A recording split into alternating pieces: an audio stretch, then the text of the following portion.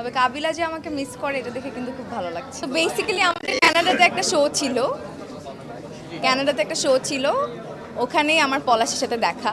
তো ওখানেই আমরা একটা ছবি তুলে আপলোড করেছিলাম সোশ্যাল মিডিয়াতে। আমি তো আপনারা হয়তো জানেন আমি এতদিন দেশের বাইরে ছিলাম, তো এখন পর্যন্ত আমি জানি না কি কাজ বা করব সামনে। আমার সোশ্যাল মিডিয়াতে আপডেট দিয়ে দেওয়া হবে যদি কোনো কাজ করি। আমি তো জানি না, আসলে আমার মা থাকে নিউ ইয়র্কে, তো ওইটা আমার জন্য সেকেন্ড হোম বলা চলে। আমি আসলে আমার মা থাকে অনেক বছর ধরেই, বাট আমার আসলে কাজের প্রেশারে যাওয়া হয়নি। তো এবার আমি গেলাম একটা অ্যাক্টিং কোর্স করার জন্য মূলত, তো সেই সুবাদে অনেকটা মাস আমার থাকা হয়েছে। তবে আমার দেশের বাইরে সেটেল হওয়ার ইচ্ছা নেই, আমার আরও অনেক কাজ করার ইচ্ছা আছে। আই হোপ সো, যদি ডিরেক্টররা আমাকে কাস্ট করে ডেফিনেটলি দেখতে পাবেন।